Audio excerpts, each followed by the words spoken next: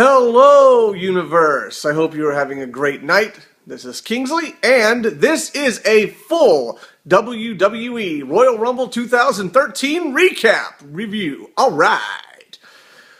Now I have my little recorder in my ear because I'm going to give you a full list of the participants as they joined in and the eliminations. Okay, of entries and eliminations. That's what it was. Okay, so let's get started right off the bat. The first match of the evening in the YouTube pre-show was for the United States title between The Miz and Antonio Cesaro.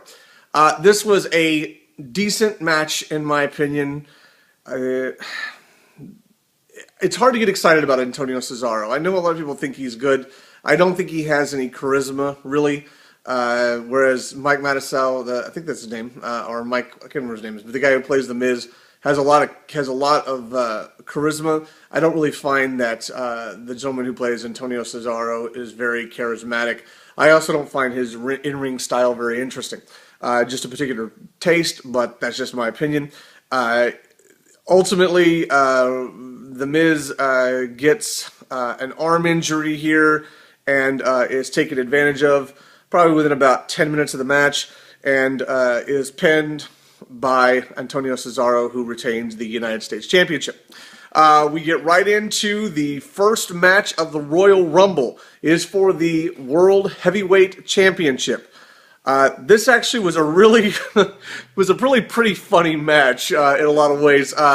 It was very physical. I thought that I have due respect for Alberto Del Rio because he took a lot of punishment. He was, choke slammed onto through a table onto the floor off the stage. He was, just beaten up pretty badly by the Big Show. This guy took a lot of physical aggression, and he has to take some of it no matter, how you see wrestling. He has to take some of the physical impact from it, and he took a lot, and I thought it was actually pretty respectable how well he did. So, big thumbs up to Alberto Del Rio.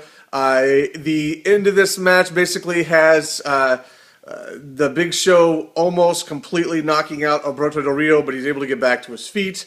At one point, they're outside, and Big Show's going for the closer move to basically just run Alberto down where there's no way he'll get up. So he runs at him, Alberto moves out of the way, Show goes through the barricade and hits the floor. He's already hurting from that. Then Alberto grabs a chair, which is okay because Big Show grabbed one earlier and it's a last man standing match. So he gets back in the ring, starts punishing the Big Show with it, gets him to the cross arm breaker, and while he is holding Big Show in this cross arm breaker, Roberto Rodriguez takes a roll of duct tape and tapes the Big Show's feet to the bottom rope. And he literally uses an entire roll of duct tape. It was pretty entertaining. And then, of course, after that, Alberto breaks the hold, and Big Show cannot meet the 10 count because he can't get out of the tape. It was like a comedy bit, but it was really funny. So Alberto Del Rio maintains or retains the World Heavyweight Championship. They did not have a cash-in, which I predicted, by Dolph Ziggler. I think I kind of would like to have seen it because I think it would have made Alberto Del Rio that much more of a star, and people felt like he got kind of screwed over by Dolph Ziggler doing this to him after all that Alberto Del Rio went through.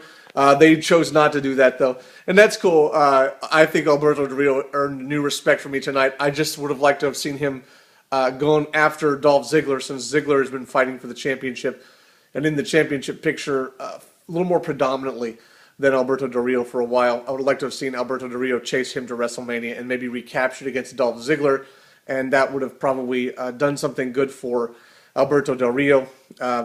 Fantastic match, though. Like I said, new respect for Alberto Del Rio in the match. They also had Bret Hart backstage talking to Alberto and Robert Rodriguez before the match, and Robert Rodriguez is he's very fawning or awing over Bret Hart because he grew up adoring him or whatever he says, and Bret Hitman gives him the glasses like he used to do in the old days. The next match is for the WWE Tag Team Championships. This is a pretty interesting little a match. I thought it was well done. It's a pretty decent back and forth between both teams. No one really does anything epically memorable until closer to the end of the match. There is a point where Kane is in the match, and Sandow and Rhodes are kind of double teaming him. Kane prepares to do a chokeslam on both of them, and they both sort of, are hitting on him and get at it, not realizing that that Daniel Bryan has tagged himself in by touching Kane's back, and so now he's the legal man. So as it's going forth, Sandow, they knock down Kane. Sandow goes for the pin, but the ref is telling him, not the legal man. There was a tag. There was a tag. Sandow turns around into a missile drop kick from Daniel Bryant. Cody Rhodes gets in. Kane grabs Rhodes, chokeslams him basically outside of the ring. Then Daniel Bryant goes into the yes lock. I don't remember what it used to be called, but the yes lock, no lock, whatever you want to call it. His submission move, and Damian Sandow within like 2 seconds taps out. So Kane and Daniel Bryant retain the WWE Tag Team Championships. I think they started their self-destruction. We'll talk about that a little bit later. Though they did not, they showed them pretty unified tonight as far as the Tag Team Championships was concerned. I gotta stop moving my camera up and down. So actually I thought they did a pretty good job overall with this particular match. It did surprise me. I mean, so far 2 of my predictions have come, 1.5 of my predictions have come to no fruition. But that's okay. I actually enjoyed what they did.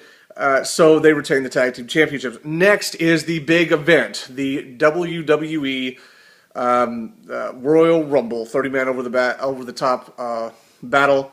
As the winner will go to WrestleMania. Now I'm going to give you a breakdown of who the entries were first in order, and then we'll get into the eliminations. So let me see here. Starting with 1. The first 2 starting this one was Dolph Ziggler's number 1. He chose to be number 1. And number 2, a surprising return of Chris Jericho.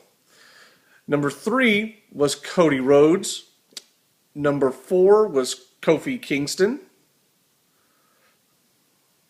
Number 5 is Santino Marella. Number 6 is Drew McIntyre. Number 7 is Titus O'Neil. Number 8 is Goldust, another return. Number 9 is David Otunga. Number 10 is Heath Slater. Number 11 is Sheamus. Number 12 is Tensai. Number 13 is Brodus Clay. Number 14 is Rey Mysterio, another return. Number 15 is Darren Young. Number 16 was Bo Dallas. Bo Dallas is a guy from NXT. I don't watch the show either. They just talked about it. So Bo Dallas is number, let's see, what did I say? Was it 16 or 17? The Godfather's next. Number 18 is Wade Barrett. Number 19, John Cena. Number 20 is with Damian Sandow. Number 21, Daniel Bryant. 22, Antonio Cesaro. 23 is the Great Khali. Number 24 is Kane. Number 25 is Zack Ryder. Number 26 is Randy Orton. 27 goes to a surprising entry, and that is Jinder Mahal from Three Man Band. Number 28 is The Miz. 29 is Sin Cara returning. And number 30 is Ryback. Now, there's a couple of names in there that are kind of surprising return. Chris Jericho, Rey Mysterio, The Godfather, very brief appearance by him. Goldust, pretty interesting to see Goldust come back.